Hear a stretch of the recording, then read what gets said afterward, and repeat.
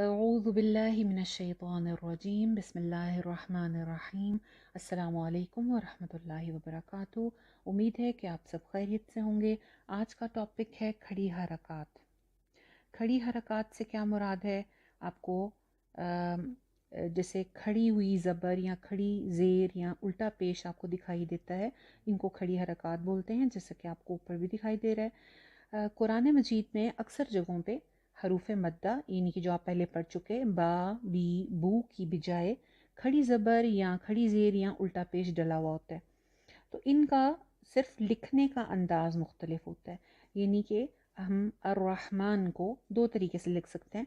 रहमान में मीम के साथ अलिफ भी लगा सकते हैं, अलिफ मद्दा, और मीम के ऊपर खड़ी ज़बर भी लगा सकते हैं।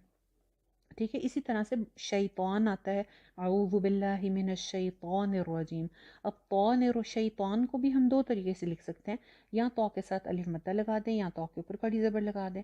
तो हर दो सूरतों में बात एक ही है, यानी दोनों को एक एक अलिफ लंबा करके पढ़ा जाता है। दोनों के ऊपर रूल्स एक जैसे होते हैं, यानी हरूफ मद्दा और खड़ी हरकत के ऊपर रूल्स एक जैसे आते हैं। वही रूल वहाँ पे भी फॉलो करना है जो रूल वहाँ पे भी फॉलो करना है, सिर्फ लिखने का अंदाज़ मुख्तलिफ है। आपके सामने कुछ वर्ड्स इस वक्त आपको स्क्रीन पे नज़र आ रहे होंगे। इन्हीं के औ हम लिख देखते हैं कि कॉफ ज़बर अलिफ कौ अलिफ मद्दा के साथ है, जबकि कौ इसके साथ ही इज़ इक्वल टू का साइन के साथ कॉफ के ऊपर खड़ी ज़बर का साइन है, तो वो कौ और कौ सेम है। इसी तरह मा इज़ इक्वल टू मा, यानी अलिफ मद्दा और खड़ी ज़बर। इसी तरह ता ता, आगे नीचे वर्ड्स भी हैं, कौल कौल, दो तरीके से लिखा हुआ है आपके सामने, दोनों सेम हैं। मालिकी को इस तरह भी लिख सकते हैं और मालिकी को खड़ी ज़बर के साथ भी लिख सकते हैं। इसी तरह किताबु अलिफ मद्दा के साथ भी आ सकता है और किताबु खड़ी ज़बर के साथ भी आ सकता है। सेम उसी तरह याए मद्दा और खड़ी ज़ेर इज़ इक्वल, दोनों सेम हैं। ईलाफी ईलाफी आपको नज़र आ रहा होगा, एक जगह याए मद्दा है, एक जगह खड़ी ज़ेर है। इसी तरह ला भी एक जगह पे जो फर्स्ट वाला वर्ड है उसमें अलिफ मद्दा के साथ है, सेकंड वाले वर्ड में खड़ी ज़बर के साथ है।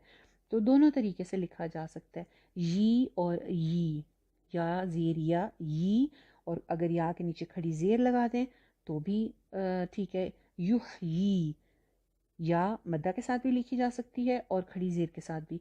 इसी तरह ही और ही, इब्राहीमा इब्राहीमा, दो तरीके से आपके सामने लिखा हुआ है, दोनों सेम हैं।